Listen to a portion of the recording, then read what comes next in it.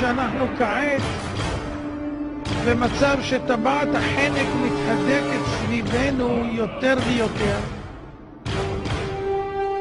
והמדינות מסביבנו שואפות כאילו לדמוקרטיה, שבעצם ברור שהן לא שואפות אלא רק לשחרור מיד הרודנים הנוכחיים, אבל מיד לאחר מכן מי יעלה יותר טוב. הרי גם אלה שבאו החליפו אחרים שהיו עריצים.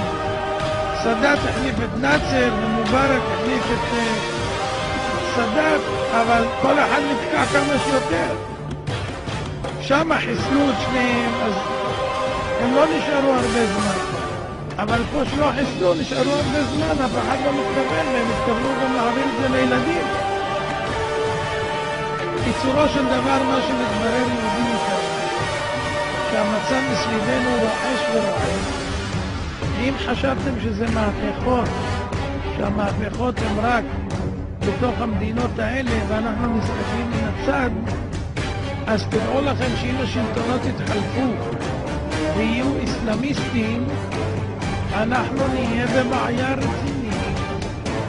מי זוכר שפעם אני אמרתי שמה יקרה אם יחליטו מיליונים לצעוד לכיוון ישראל?